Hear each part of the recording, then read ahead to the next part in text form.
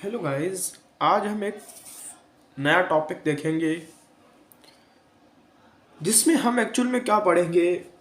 आपने एक्चुअल में 3 टॉपिक पढ़े होंगे। पहला टॉपिक है ग्रेडियंट एंड दूसरा है डाइवर्जेंस एंड तीसरा है कॉल। ये 3 टॉपिक पढ़े होंगे। एक्चुअल में ग्रेडियंट किसी भी स्केलर फील्ड का निकालते हैं और डाइवर्जेंस और कर्ल किसी भी वेक्टर फील्ड का निकालते हैं। आपने इसको निकालना भी सीख लिया होगा अगर कोई फंक्शन गिवन हो। लेकिन आज हम एक नया पहलू देखेंगे इसका। हम ये देखना चाहेंगे कि एक्चुअल में इसका जो यूज क्या है, इसका फिजिकल सिग्निफिकेंस क्या है, ये निकालते क्यों हैं हम। हमारा ये जानने में आज इंटरेस्ट होगा। सबसे पहले मैं बता देता हूँ ग्रेडियंट क्या होता है। ग्रेडियंट क्या होता है? ग्रेडियंट किसी भी स्केलर फील्ड का निकाला जाता है। ग्रेडियंट ऑफ द फाई, यहाँ पे फाई क्या होता है? एक स्केलर फील्ड होता है, एक स्केलर फील्ड होता है फाई। ये एक्चुअल में कैसे निकालते हैं? Del upon del X I cap and del upon del Y J cap and del upon del Z K cap. ये ऑपरेटर, ये नेबुला ऑपरेटर किसी भी फील्ड फाई पे क्या कर देते हैं? ऑपरेट कर देते हैं और एक यहाँ पे ग्रेडियंट निकल के आता है। अब ये फाई एक स्केलर फील्ड है, तो सबसे पहले मैं आपको स्केलर फील्ड का एग्जांपल देके आपको मैं समझाऊंगा कि ये जो जो हम निकाल रहे हैं किसी भी चीज का, ये इसका मतलब क्या है, ये क्यों निकाल रहे हैं हम। सपोज दैट फाई एक यहाँ पे टेम्परेचर फील्ड है। एक्चुअल में टेम्परेचर एक स्केलर फील्ड है। सपोज दैट आप ऐसा मान लो कि किसी भी स्पेस में टेम्परेचर का एक फंक्शन दिया हुआ है, एक्स वाई में एक फंक्शन दे दिया, एक्स वाई जेड में एक फंक्शन दे दिया टेम्परेचर का।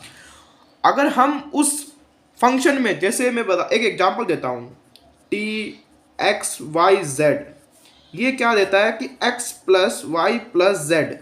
ये एक्चुअल में ये बता देता है कि अगर टेम्परेचर कोई भी स्पेस में अगर 1 1 1, अगर x एक्सिस में 1 चले, y एक्सिस पे 1 चले और z एक्सिस पे 1 चले, तो ये टेम्परेचर कितना होगा?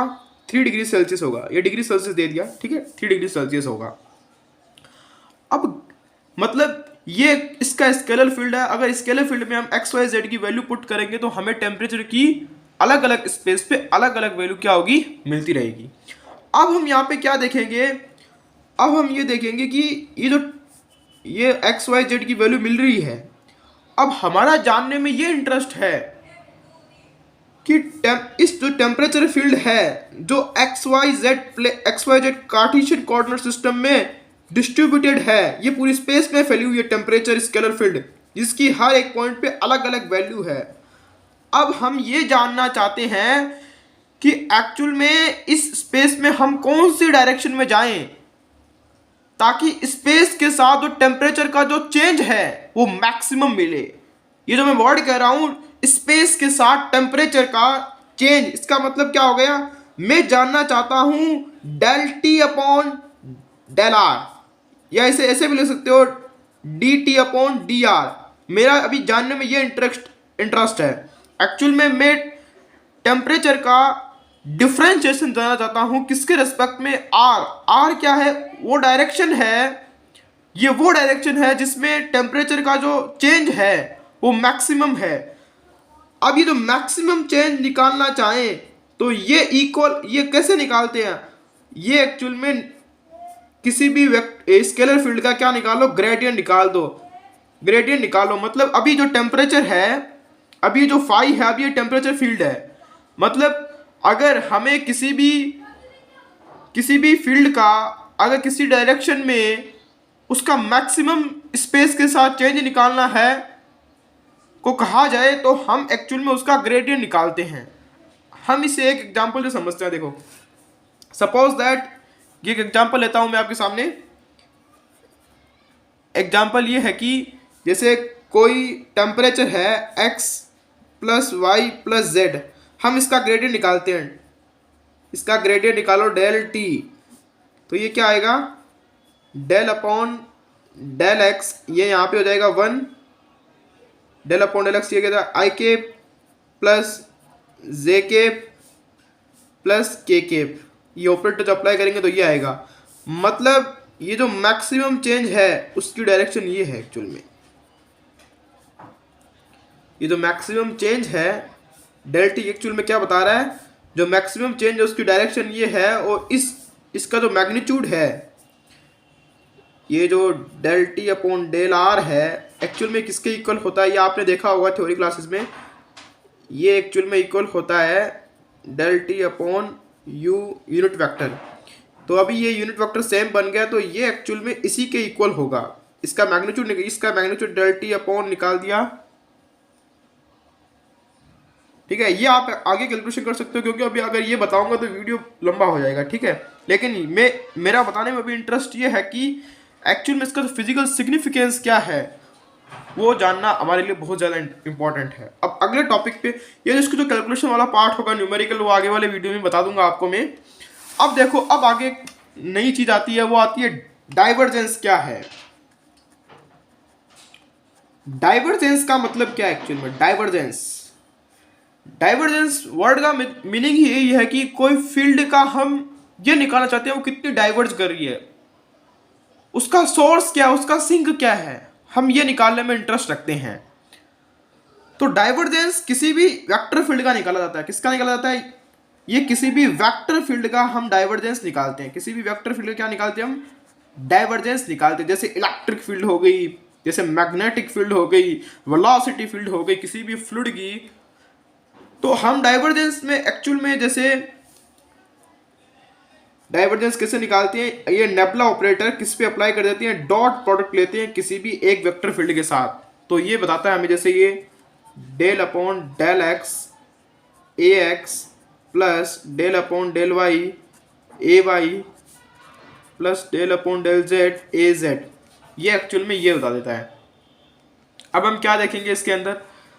अब हम ये देखेंगे कि डाइवर्जेंस, पॉजिटिव डाइवर्जेंस का मीनिंग क्या है। अगर ये डाइवर्जेंस, तीन पॉसिबिलिटी, ये पॉजिटिव आए क्योंकि ये जो पूरी क्वांटिटी डाइवर्जेंस, ये एक स्केलर क्वांटिटी है। अगर किसी भी वेक्टर फील्ड का डाइवर्जेंस ले ले तो, और ये क्या आएगा? अगर नेगेटिव आए इसका मतलब क्या है, अगर ये जीरो आए तो इसका मतलब क्या है एक्चुअल में।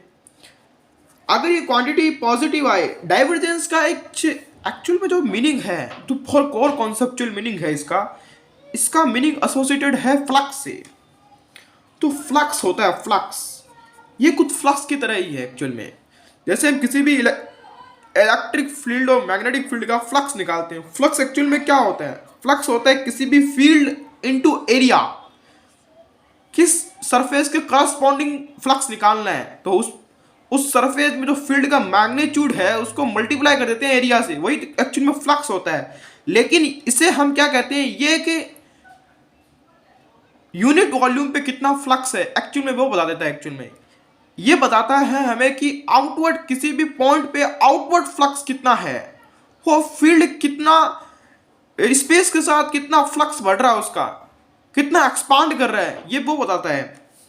तो एक्चुअल में देखो कि ये यहाँ पे कोई फ्लक्स है पॉजिटिव, इसका मतलब क्या हो गया कि फील्ड का जो फ्लक्स है वो स्पेस के साथ बढ़ रहा है। देखो ये मैं एरो से बता रहा हूँ कि फील्ड का स्पेस के साथ फ्लक्स क्या हो रहा है? एक्सपांड कर रहा है। देखो ये क्या कर रहा है? एक्सपांड कर रहा है। ये पॉजिटिव डाइवर्जेंस का मतलब है। ये क्या मतलब है? इसका मतलब क्या? पॉजिटिव डाइवर्जेंस का ये मीनिंग है।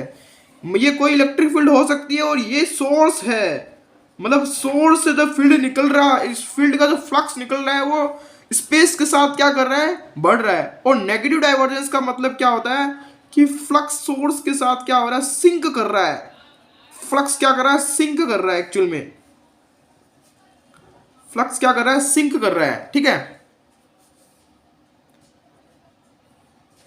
जैसे इसको मतलब ये फ्लक्स क्या हो रहा है? सिंक कर रहा है।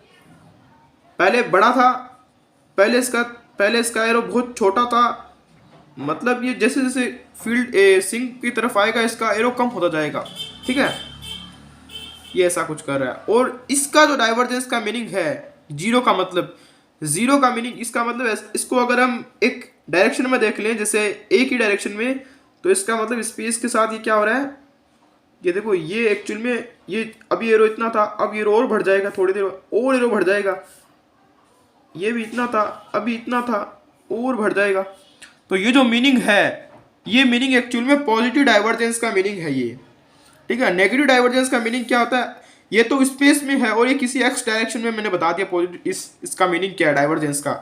और नेगेटिव डाइवर्जेंट का मीनिंग ये होता है कि पहले फ्लक्स कम, पहले फ्लक्स ज़्यादा, अब धीरे धीरे क्या हो रहा है, कम हो रहा है, धीरे धीरे क्या हो रहा है, कम हो रहा है, धीरे धीरे क्या हो रहा है, कम हो रहा है। इसका मीनिंग होता है नेगेटिव डाइवर्जेंस है, फील्ड क्या नेगेटिव डाइवर्ज है, ठीक है, इसका मीनिंग ये है, फील्ड क्या कर रही है, नेगेटिव डाइवर्ज कर रही है। अभी जीरो का मीनिंग क्या होता है, जीरो का मीनिंग ये होता है कि फ्लक्स में का जो स्ट्रेंथ है वो स्पेस में सेम है, फ्लक्स की जो स्ट्रेंथ है वो सेम है एक्चुअल में, ये मीनिंग होता है जब डाइवर्जेंस, किसी फील्ड का डाइवर्जेंस क्या है, जीरो आए। अब हम एक कॉन्सेप्ट देखते हैं, कॉल का कॉन्सेप्ट क्या है, what is meaning of the call.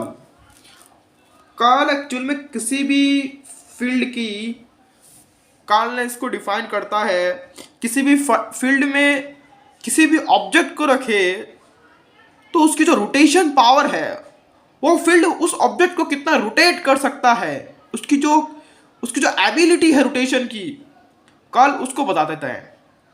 Actual में जो कॉल एक्चुअल में कौन सी फील्ड पे अप्लाई होता है, देखो कॉल किसी भी वेक्टर फील्ड पे अप्लाई होता है, और वेक्टर फील्ड ये जो निकालना वो तो देख लिया होगा आपने, लेकिन इसका जो फिजिकल सिग्निफिकेंस ये है, ये एक्चुअल में एक ऐसी ये नॉन लैमिनार फील्ड होती है। नॉन लैमिनार फील्ड ए वेक्टर क्या होती है यहाँ पे, non laminar field. Non laminar field का मीनिंग ये होता है जिसका loop integral of A dot D L, linear loop integral, इसका क्या होता है, नॉन जीरो होता है। एक्चुअल में आप इसे ऐसा समझ सकते हो कि ये एक ऐसी फील्ड नहीं होती यूनिफॉर्म ऐसी फील्ड। ये कौन सी फील्ड है, ये लैमिनार फील्ड होती है एक्चुअल में, ये लैमिनार फील्ड होती है जिसका मतलब ये जो स्पेस है वो सेम रहे। जो नॉन लैमिनार फील्ड होती है उसमें सबसे पहले क्या होगा कि थोड़ी सी फील्ड की स्ट्रेंथ बढ़ती हुई दिखेगी, उसके बाद जैसे जैसे जैसे नीचे आएंगे तो फील्ड की स्ट्रेंथ कम होती जाएगी। या आप ऐसे समझ सकते हो कि आपने कोई विस्कस फ्लूइड की, जो नदी का जो विस्कस फ्लूइड होता है उसकी जो नीचे वाला तल होता है, नीचे वाली जो सरफेस होती है, बॉटम पे वेलोसिटी फील्ड की वैल्यू मिनिमम होती है, और जो टॉप होता है, टॉप पे वेलोसिटी फील्ड की जो वैल्यू होती है वो हाईएस्ट होती है। इसको आप ऐसा समझ सकते हो। जो विस्कस फ्लूइड की जो विस्कस फ्लूइड होता है उसको तो वेलोसिटी फील्ड जब ड्रॉ करते हैं तो ऐसा कुछ ही आता है। तो एक्चुअल में कर्ल क्या बता देता है, कर्ल ये बता देता है कि एक्चुअल में हम कोई स्ट्रिप रखें यहाँ पे, कोई स्ट्रिप, तो एक्चुअल में इस स्ट्रिप पे ये जो फोर्स है, ये फील्ड फोर्स, ये यहाँ पे मैक्सिमम लगेगा और यहाँ पे कम लगेगा, तो यहाँ पे टॉर्क जनरेट होगा, यहाँ पे टॉर्क जनरेट होगा जो इस स्ट्रिप को घुमाएगा। तो एक्चुअल में लेकिन यहाँ पे ऐसा नहीं होगा, यहाँ पे ऐसा नहीं होगा, क्योंकि तभी तो इस फील्ड में जो लैमिनार फील्ड है इसका तो डाइवर्जेंस जीरो आता है, इन फील्ड का जो डाइवर्जेंस होता है वो जीरो आता है। इसका मतलब क्या हुआ, यहाँ पे हम किसी स्ट्रिप को रखते हैं तो वो घूमती नहीं है एक्चुअल में, क्योंकि यहाँ पे जो फील्ड है वो यूनिफॉर्मली डिस्ट्रीब्यूटेड है। लेकिन यहाँ पे जो स्पेस के साथ जो फील्ड की स्ट्रेंथ है वो चेंज हो रही है। जो ऊपर है, जो ऊपर अगर मैं इसको अगर वाई एक्सिस मान लूँ तो जो ऊपर वाले जो पॉइंट है वाई एक्सिस की, वहाँ पे तो फील्ड की स्ट्रेंथ मैक्सिमम है, लेकिन जब जैसे जैसे वाई एक्सिस से नीचे आ रहे हैं, हम ओरिजिन की तरफ आ रहे हैं, अगर इसको मैं ओरिजिन अज्यूम कर लूँ तो इसकी फील्ड की स्ट्रेंथ कम हो रही है। तो अब किसी स्ट्रिप को रख दें यहाँ पे किसी भी वेलोसिटी फ्लूइड में, तो यहाँ पे ये फ्लूइड की ये इस विस्कस फ्लूइड के कारण ये स्ट्रिप घूमने लग जाएगी। तो डाइवर्जेंस एक्चुअल में इस घुमाव को ही बता देता है। ठीक, thank you and all the best. और कोई भी डाउट क्वेरी हो तो आप मुझे कमेंट कीजिए। Thank you.